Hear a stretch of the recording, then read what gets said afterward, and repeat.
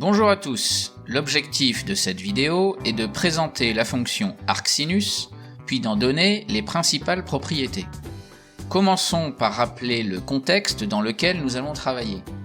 Nous prenons f, la fonction sinus définie sur R, et nous voulons définir sa fonction réciproque. Pour cela, il y a quelques prérequis, notamment la playlist trigonométrie et la vidéo qui concerne les généralités sur les fonctions réciproques. Donc, lorsqu'on s'intéresse à la fonction sinus, il faut penser à sa courbe représentative, qui est la sinusoïde bien connue tracée ici. Et donc, il faut se dire que la fonction sinus, elle associe à un x, un certain y. Donc, on peut voir x ici sur l'axe des abscisses. Donc, en fait, on peut penser que x, c'est un réel quelconque. Et on va lui associer y ici sur l'axe des ordonnées, et donc qui, a priori, est un réel quelconque également. Et nous, ce que l'on veut faire, c'est définir la fonction réciproque, donc f puissance moins 1, donc la fonction réciproque de la fonction f égale sinus, et donc qui a y ici à droite, va associer un ou enfin le ou les x qui est ici. Mais en fait, on voudra justement avoir un seul x à associer à ce y là. Donc si on regarde bien la courbe de la fonction sinus, justement, y, il est pas vraiment dans R, il va même être plus précis que ça, parce que lorsqu'on regarde justement la sinusoïde, elle est toujours ici, coincée en ordonnée entre moins 1 et 1. Autrement dit, pour un x dans R, sinus x, donc le nombre y égale sinus x, il sera toujours entre moins 1 et 1. Donc si on veut donner un sens à la fonction réciproque de la fonction sinus, on va être obligé de travailler avec y dans moins 1, parce que si on avait pris par exemple y égale 2 ici, eh bien il n'y a aucun x qui fait sinus x égale à 2. Donc du coup, on travaille entre moins 1 et 1 pour les ordonnées ici, donc pour y. Et maintenant qu'on a donné cette contrainte-là, si on veut, quand y est entre moins 1 et 1, on va chercher le x ou les x dans R, qui donne sinus x égale ce y-là. Donc ici sur la courbe, on voit que si y est ici, on peut retrouver un x qui fait sinus x égale y, mais il y en a d'autres, parce que si on prolonge l'horizontale qui est là, ici on va retrouver à ce niveau-là à peu près un autre x possible. Si on continue l'horizontale un peu plus loin ici, puisque la sinusoïde continue à l'infini, on trouvera d'autres possibilités. Et puis si on continue ici par la gauche, on trouvera d'autres valeurs de x possibles, et encore ici, et puis encore à l'infini vers la gauche. Donc là, si on veut définir f-1 de y, il faut forcément qu'il y ait qu'une seule valeur de x possible. Et donc il ne faut pas travailler sur R, mais il faut travailler sur un intervalle plus petit. Alors comme on l'a vu dans la vidéo sur les généralités des fonctions réciproques, pour parvenir à faire un choix correct de l'ensemble sur lequel le x va être, il faut trouver un intervalle sur lequel la fonction sinus est continue et strictement monotone. Donc ici en fait on fait le choix de moins pi sur 2, donc sur lequel là on voit que la fonction sinus elle est continue, puisqu'on la trace d'un seul trait, c'est-à-dire qu'on lève pas le crayon pour tracer la courbe, et elle est strictement monotone, puisqu'on voit qu'ici elle est strictement croissante sur l'intervalle moins pi sur 2. Et c'est ça qui permet de définir la fonction réciproque de la fonction sinus, et cette fonction réciproque, c'est justement la fonction qu'on appelle arcsinus. Et en imposant moins pi sur 2, on voit ce qu'on était en train de dire tout à l'heure, c'est-à-dire que pour le y qui est là, on avait ce x possible, on avait d'autres x possibles, mais les autres x possibles sont en dehors de moins pi sur 2. Et donc en imposant moins pi sur 2, on est sûr que pour un y dans moins 1, il existe un unique x dans moins pi sur 2 qui donne y égale sinus x. Et c'est ça qui permet de définir la fonction arcsinus. Alors, si on dit cela d'une façon légèrement différente, ce qu'il faut bien comprendre, c'est que arcsinus de y est défini pour y dans moins 1. Donc ça veut dire que l'ensemble de définition de arcsinus, c'est l'intervalle moins 1, 1. Et donc, arcsinus de 2/5, c'est un nombre qui existe, puisque 2/5 est dans moins 1. Par contre, arcsinus de 25 ou arcsinus de moins 12, tous ces nombres-là ne sont pas définis et donc n'existent pas. Maintenant qu'on a dit ça, lorsqu'on prend y dans moins 1, le nombre arcsinus de y, ça va être un nombre qui est dans l'intervalle moins pi sur 2, pi sur 2. Donc si on préfère, on peut se dire qu'il va être coincé comme ça entre moins pi sur 2 et pi sur 2.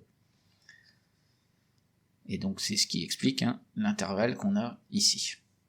Alors, maintenant qu'on a dit ça, on a deux versions pour lire, si on veut, arcsinus, ou pour imaginer la fonction arcsinus. Il y a soit on s'appuie sur la courbe représentative du sinus, puisqu'on prend un y dans moins 1, et arcsinus de y, ça va être l'antécédent x qu'on a ici, donc x ici c'est arcsinus de y, ou alors avec ce petit schéma-là qui permet de résumer un peu la situation. Mais on a évidemment aussi le cercle trigonométrique, puisque comme on l'a déjà vu, si x ici est sur le cercle trigonométrique, le sinus de x, ça va être la valeur y qu'on lit ici sur l'axe des ordonnées. Donc en fait, c'est l'ordonnée du point qui est là sur le cercle. Et donc lorsqu'on va vouloir lire arcsinus de y, eh bien en fait il va falloir lire y sur l'axe des ordonnées ici, entre moins 1 et 1. Et pour ce y là, on va aller chercher le x qui a pour sinus ce y, mais c'est le seul x qui est entre moins pi sur 2 et pi sur 2, donc qui est le côté droit du cercle trigo. Donc en fait, on peut même ignorer la partie gauche du cercle pour aller lire arcsinus de y ici en fait à droite. Donc en particulier, si on a par exemple y qui vaut 1/2, si on veut calculer ou déterminer arcsinus du nombre 1/2, on prend 1/2 ici sur l'axe des ordonnées, et on vient chercher ici à droite l'angle qu'on a sur le cercle. Et donc ici, c'est pi sur 6. Donc là où il faut faire attention, c'est que lorsqu'on travaille avec le cercle trigo de façon générale, ici, le point qu'on a trouvé, c'est pi sur 6, mais c'est aussi pi sur 6 plus 2pi, ou pi sur 6 plus 4pi, etc. Mais comme on a dit qu'on travaillait pour arcsinus, le résultat, c'est un nombre, c'est le seul nombre qui est entre moins pi sur 2 et pi sur 2, eh bien, justement, la seule possibilité ici, c'est pi sur 6, parce que pi sur 6 plus 2pi, en tant que nombre, si on veut, ça fait pi sur 6 plus 12 pi sur 6, ça nous fait 13 pi sur 6, et 13 pi sur 6, c'est pas dans moins pi sur 2, pi sur 2. Donc quand on fait arcsinus de 1/2, c'est obligatoirement pi sur 6. Et certainement pas pi sur 6 à 2pi près, ou je sais pas quoi, c'est vraiment exactement pi sur 6. De même, arcsinus du nombre moins racine de 2 sur 2, on vient chercher ici moins racine de 2 sur l'axe des ordonnées, et on lit, donc en gros, l'angle qu'on a sur le cercle, et c'est moins pi sur 4, parce que moins pi sur 4 est bien entre moins pi sur 2 et pi sur 2. Arcsinus de 0, on voit 0 ici sur l'axe des ordonnées, on regarde l'angle correspondant, c'est-à-dire que c'est pour l'angle 0, quand on regarde sinus de 0, on tombe sur 0, donc arcsinus de 0, c'est 0. Arcsinus de 1, on vient chercher ici 1 sur l'axe toujours des ordonnées, et on regarde quel angle a pour sinus 1, et donc c'est sinus pi sur 2 qui vaut 1, donc du coup, arcsinus de 1 est égal à pi sur 2. Et enfin, arcsinus de moins 1, comme moins 1 est ici sur l'axe des ordonnées, l'angle correspondant, donc l'angle moins pi sur 2, puisque le sinus du nombre moins pi sur 2, ça vaut moins 1, arcsinus de moins 1, c'est moins pi sur 2. Toujours pareil, parce que moins pi sur 2 est bien dans moins pi sur 2, pi sur 2. Alors, compte tenu de tout ça, en fait, on va pouvoir retrouver des formules bien connues pour les fonctions réciproques en général, mais qu'on va appliquer ici avec sinus et arcsinus. Alors la première, c'est que lorsqu'on prend x dans moins pi sur 2, pi sur 2, eh bien ici, si on regarde sur ce schéma-là, x dans moins pi sur 2, pi sur 2, on peut calculer son sinus. Donc ça va faire sinus de x, et sinus de x, c'est un nombre qui est entre moins 1 et 1. Donc quand il est dans moins 1, on peut calculer son arcsinus. Donc ça fait arcsinus du nombre sinus x, et on retombe sur le x de départ. Donc ça, cette égalité-là est vraie pour tout x dans moins pi sur 2, pi sur 2. On peut aussi voir ça sur la courbe ici, c'est-à-dire que quand on prend x dans moins pi sur 2 en abscisse, quand on va lire le y qui est là, y c'est le sinus de x, donc ce sinus x là, et quand on calcule arcsinus du sinus x, ça fait redescendre le long de la courbe ici, et on retrouve le x qu'on avait au départ. Et pareil avec le cercle trigo, on a x ici, son sinus x, il est là sur le cercle, sur l'axe des ordonnées, Et quand on prend l'arcsinus de ce nombre-là, ça fait repartir sur la droite, ici, pour retrouver le nombre qu'on avait au départ entre moins pi sur 2 et pi sur 2. De même, si on part maintenant de y dans moins 1, on peut calculer son arcsinus, donc arcsinus de y. Ça nous fait forcément un nombre dans moins pi sur 2, et pour ce nombre-là, on peut calculer son sinus, donc ça fait sinus du nombre arcsinus de y, et on retrouve le y qu'on avait au départ, ce qu'on peut voir aussi sur la courbe ou sur le cercle. Maintenant, compte tenu de ces deux propriétés-là, on peut faire une remarque et déterminer quelques propriétés de la fonction arcsinus. Donc on commence par la remarque, c'est qu'il faut faire attention, lorsqu'on dit arcsinus de sinus x égale x, c'est bien de retenir cette formule, mais c'est encore mieux de retenir l'intervalle pour lequel on a droit, ou sur lequel on doit travailler pour que la propriété fonctionne, ou que l'égalité fonctionne. Parce que lorsqu'on fait arcsinus de sinus 2π, si on n'y fait pas attention, on pourrait dire, oh bah tiens, ça fait 2π. Et en fait non. Alors pourquoi non? C'est que lorsqu'on fait sinus du nombre 2π, on peut le lire sur le cercle trigonométrique, 2π, donc on part de 0, l'angle 0 ici, et on fait un tour, hop, et on arrive à 2π. Donc quand on fait le sinus de 2π, on va le lire ici, et en ordonnée, on lit 0. Donc sinus de π, ça fait 0. Donc arcsinus du nombre sinus de π, c'est arcsinus du nombre 0.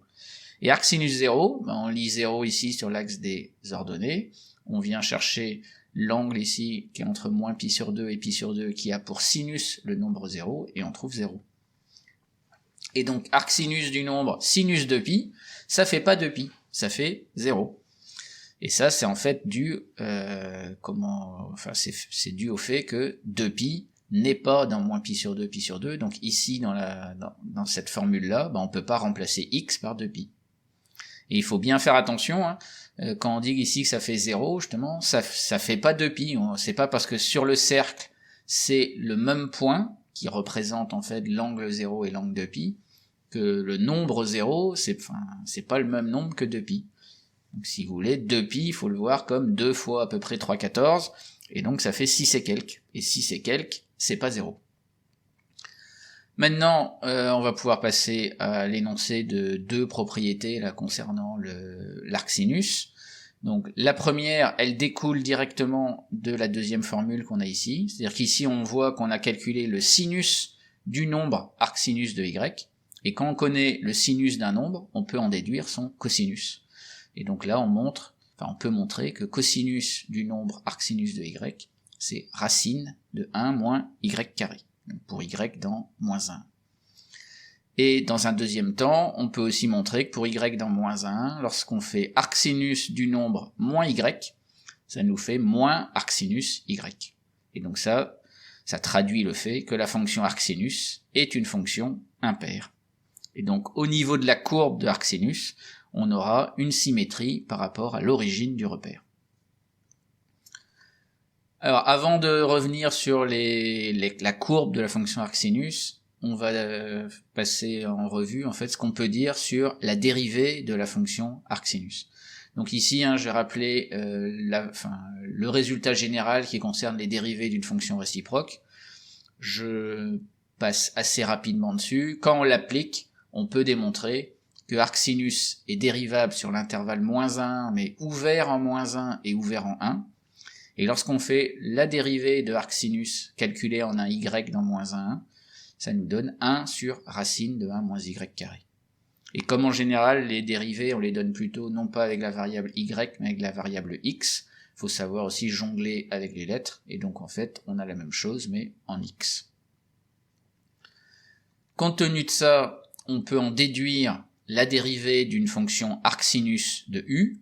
Donc évidemment, pour pouvoir faire sortir cette formule-là qu'on a en dessous, il faut déjà que la fonction u soit dérivable sur un intervalle i, et que la fonction u soit coincée strictement entre moins 1 et 1 sur l'intervalle i. Et dans ce cas-là, la fonction arcsinus u est dérivable sur i, et on peut la dériver comme ça. Donc la dérivée de arcsinus u, c'est en fait u' sur racine de 1 moins u carré.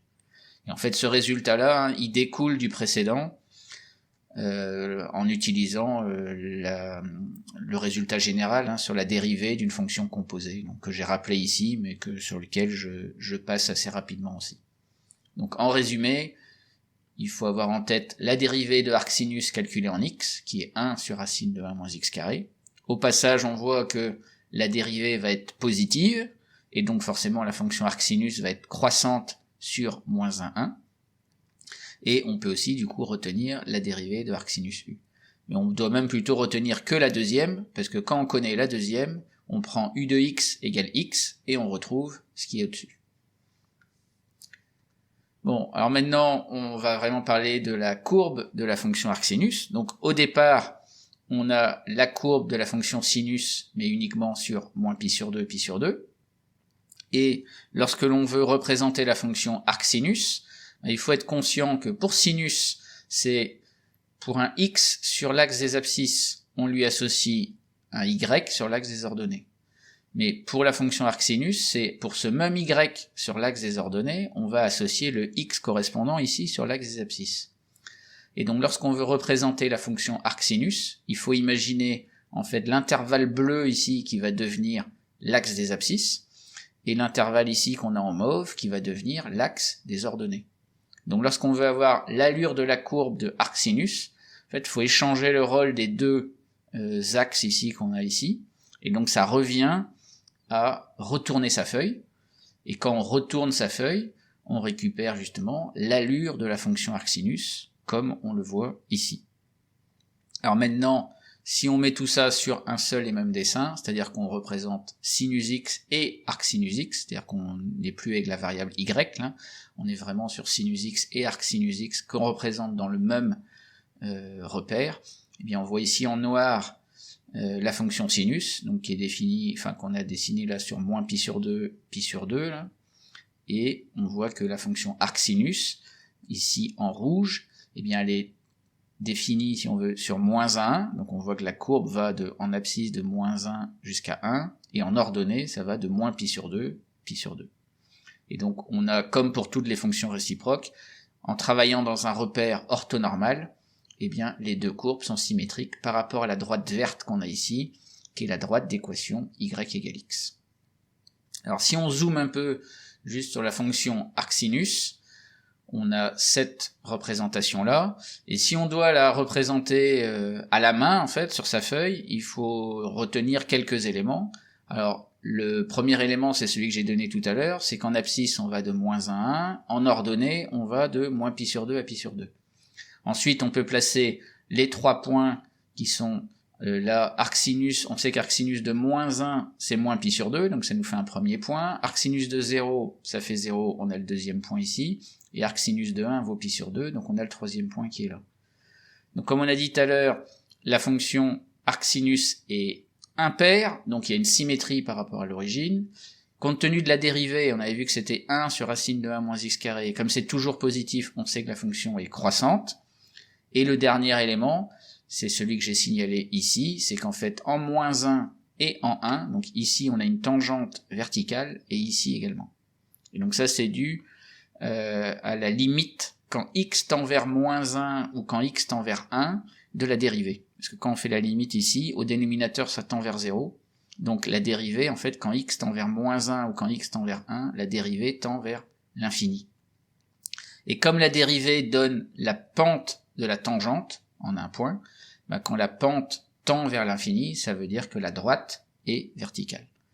Et donc ici, c'est pour ça qu'on a nos tangentes verticales en moins 1 et en 1. Et donc ça aide évidemment à faire un tracé lorsqu'on fait le tracé à main levée sur sa feuille.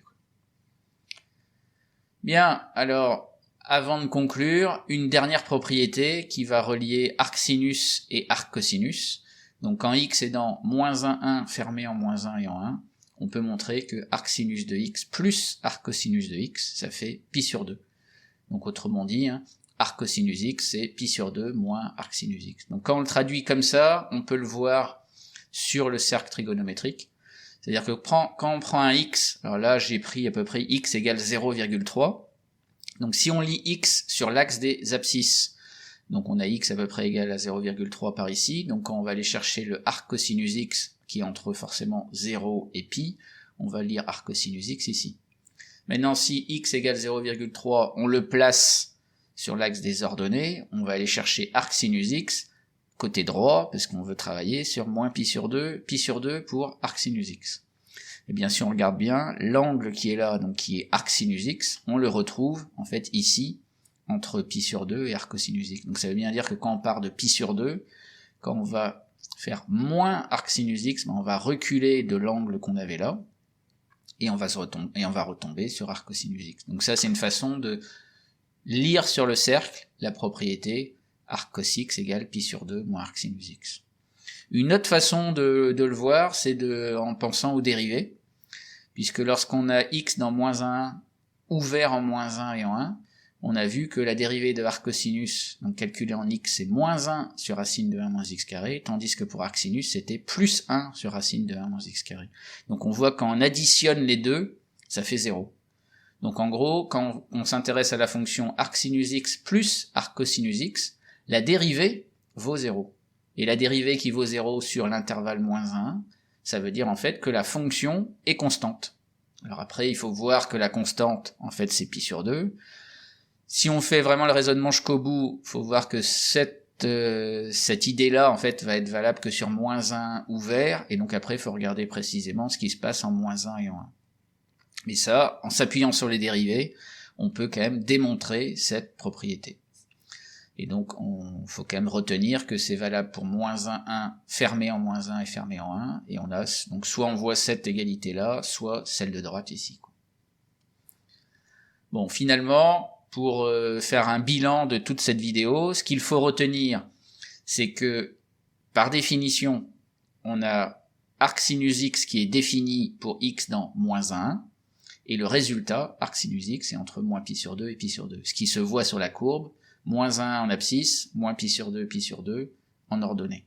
Et donc l'allure de la courbe qu'il faut essayer de retenir, qui est donc celle-là.